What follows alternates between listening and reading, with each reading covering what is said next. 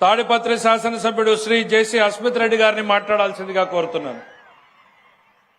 వేదికను అలంకరించిన పెద్దలకు, నా ముందున్న కూటమి సైనికులకు ప్రతి ఒక్కరికి వందనం, అభివందనం. నాకంటే ముందు చాలా మంది చాలా గొప్పగా మాట్లాడారు. మరి నా వయసులో పొగిడితే అది తగినట్టుగా ఉండదని నా భావన. అయినా కూడా మీ అందరితో ఒక విషయం పంచుకుందామని మీ ముందుకొచ్చాను. ఏ విధంగా అయితే మన రాజ్యాంగానికి 4 ప్రధాన స్తంభాలుంటాయో అదే విధంగా మన రాష్ట్ర భవిష్యత్తుకి 4 నాయకులు గలంగా నిలబడున్నారని ఈ సభాముఖంగా తెలియజేస్తున్నా. ఒకవైపు చూశారంటే మన ప్రధానమంత్రి గారు నరేంద్ర మోడీ గారు, ఆయన తీసుకున్న నిర్ణయాలు ఖచ్చితంగా ఒక రాష్ట్రానికే కాదు గాని మొత్తం దేశమంతా బలం చేకూరుస్తాయని చెప్పి ఈ సభాముఖంగా తెలియజేస్తున్నా. అందుకే ఆయన ఒక రిఫార్మర్ గా గర్వంగా చెప్పుకుంటున్నాం. మరొక వైపు చూశారంటే మన చంద్రన్న గారు ఒక టెక్నోక్రాట్ గా, ఒక విషనరీగా ఈ రాష్ట్రాన్ని రూపురేఖలే మార్చి తీర్చుతున్నాడు అని చెప్పి మరొక్కసారి గర్వంగా చెప్పుకోగలుగుతున్నాం. ఇంకో వైపు చూశారంటే ఎవరు? మన ప్రజాగలం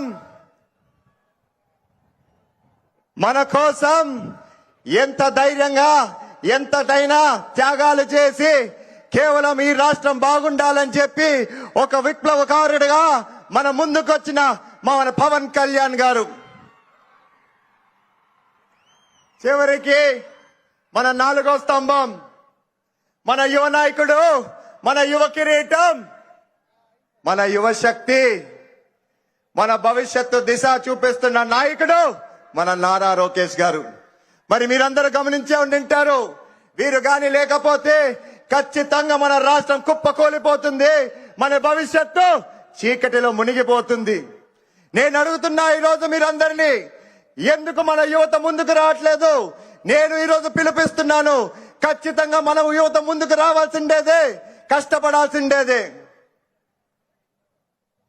ఎన్నికల ముందు ఖచ్చితంగా మన కూటమి ప్రభుత్వం వచ్చాక 20 లక్షల ఉద్యోగాలు కల్పించాలని చెప్పి లక్ష్యంగా పెట్టి ముందుకొచ్చింది.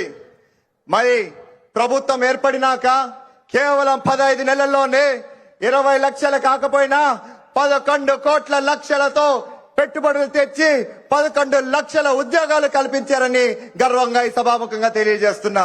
తాడిపత్రి శాసనసభ్యుడు శ్రీ జేసీ అస్మిత్ రెడ్డి గారిని మాట్లాడాల్సిందిగా కోరుతున్నాను. వేదికను అలంకరించిన పెద్దలకు, నా ముందున్న కూటమి సైనికులకు ప్రతి ఒక్కరికి వందనం, అభివందనం. నాకంటే ముందు చాలా మంది చాలా గొప్పగా మాట్లాడారు. మరి నా వయసులో పొగిడితే అది తగినట్టుగా ఉండదని నా భావన. అయినా కూడా మీ అందరితో ఒక విషయం పంచుకుందామని మీ ముందుకొచ్చాను. ఏ విధంగా అయితే మన రాజ్యాంగానికి 4 ప్రధాన స్తంభాలుంటాయో అదే విధంగా మన రాష్ట్ర భవిష్యత్తుకి 4 నాయకులు గలంగా నిలబడున్నారని ఈ సభాముఖంగా తెలియజేస్తున్నా. ఒకవైపు చూశారంటే మన ప్రధానమంత్రి గారు నరేంద్ర మోడీ గారు, ఆయన తీసుకున్న నిర్ణయాలు ఖచ్చితంగా ఒక రాష్ట్రానికే కాదు గాని మొత్తం దేశమంతా బలం చేకూరుస్తాయని చెప్పి ఈ సభాముఖంగా తెలియజేస్తున్నా. అందుకే ఆయన ఒక రిఫార్మర్ గా గర్వంగా చెప్పుకుంటున్నాం. మరొక వైపు చూశారంటే మన చంద్రన్న గారు ఒక టెక్నోక్రాట్ గా, ఒక విషనరీగా ఈ రాష్ట్రాన్ని రూపురేఖలే మార్చి తీర్చుతున్నాడు అని చెప్పి మరొక్కసారి గర్వంగా చెప్పుకోగలుగుతున్నాం. ఇంకో వైపు చూశారంటే ఎవరు? మన ప్రజాగలం మన కోసం ఎంత ధైర్యంగా ఎంతటైనా త్యాగాలు చేసి కేవలం ఈ రాష్ట్రం బాగుండాలని చెప్పి ఒక విప్లవకారుడిగా మన ముందుకొచ్చిన మన పవన్ కళ్యాణ్ గారు. చివరికి మన 4వ స్తంభం, మన యువ నాయకుడు, మన యువ కిరీటం, మన యువ శక్తి, మన భవిష్యత్తు దిశ చూపిస్తున్న నాయకుడు మన నారా లోకేష్ గారు. మరి మీరందరూ గమనించే ఉండింటారు, వీరు గాని లేకపోతే ఖచ్చితంగా మన రాష్ట్రం కుప్పకూలిపోతుంది, మన భవిష్యత్తు చీకటిలో మునిగిపోతుంది. నేను అడుగుతున్నా ఈరోజు మీరందరినీ, ఎందుకు మన యువత ముందుకు రావట్లేదు? నేను ఈరోజు పిలిపిస్తున్నాను, ఖచ్చితంగా మనం యువత ముందుకు రావాల్సిండేదే, కష్టపడాల్సిండేదే. ఎన్నికల ముందు ఖచ్చితంగా మన కూటమి ప్రభుత్వం వచ్చాక 20 లక్షల ఉద్యోగాలు కల్పించాలని చెప్పి లక్ష్యంగా పెట్టి ముందుకొచ్చింది. మరి ప్రభుత్వం ఏర్పడినాక కేవలం 15 నెలల్లోనే 20 లక్షలు కాకపోయినా 11 కోట్ల లక్షలతో పెట్టుబడులు తెచ్చి 11 లక్షల ఉద్యోగాలు కల్పించారని గర్వంగా తాడిపత్రి శాసనసభ్యుడు శ్రీ జేసీ అస్మిత్ రెడ్డి గారిని మాట్లాడాల్సిందిగా కోరుతున్నాను.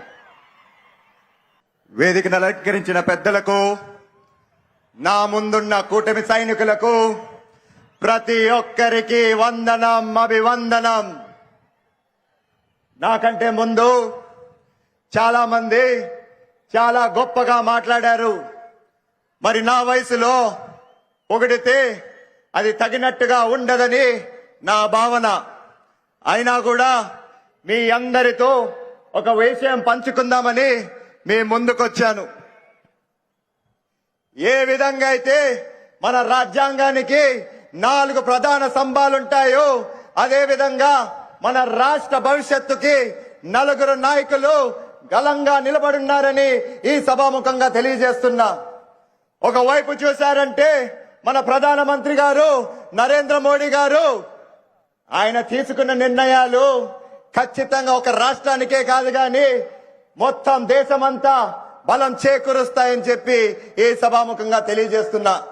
అందుకే ఆయన ఒక రిఫార్మర్ గా గర్వంగా చెప్పుకుంటున్నాం. మరొక వైపు చూశారంటే మన చంద్రన్న గారు ఒక టెక్నోక్రాట్ గా, ఒక విషనరీగా ఈ రాష్ట్రాన్ని రూపురేఖలే మార్చి తీర్చుతున్నాడు అని చెప్పి మరొక్కసారి గర్వంగా చెప్పుకోగలుగుతున్నాం. ఇంకో వైపు చూశారంటే ఎవరు? మన ప్రజాగలం, మన కోసం ఎంత ధైర్యంగా, ఎంతటైనా త్యాగాలు చేసి కేవలం ఈ రాష్ట్రం బాగుండాలని చెప్పి ఒక విప్లవకారుడిగా మన ముందుకొచ్చిన మన పవన్ కళ్యాణ్ గారు. చివరికి మన 4వ స్తంభం, మన యువ నాయకుడు, మన యువ కిరీటం, మన యువ శక్తి, మన భవిష్యత్తు దిశ చూపిస్తున్న నాయకుడు మన నారా లోకేష్ గారు. మరి మీరందరూ గమనించే ఉండింటారు, వీరు గాని లేకపోతే ఖచ్చితంగా మన రాష్ట్రం కుప్పకూలిపోతుంది, మన భవిష్యత్తు చీకటిలో మునిగిపోతుంది. నేను అడుగుతున్నా ఈరోజు మీరందరినీ, ఎందుకు మన యువత ముందుకు రావట్లేదు? నేను ఈరోజు పిలిపిస్తున్నాను, ఖచ్చితంగా మనం యువత ముందుకు రావాల్సిండేదే, కష్టపడాల్సిండేదే. ఎన్నికల ముందు ఖచ్చితంగా మన కూటమి ప్రభుత్వం వచ్చాక 20 లక్షల ఉద్యోగాలు కల్పించాలని చెప్పి లక్ష్యంగా పెట్టి ముందుకొచ్చింది.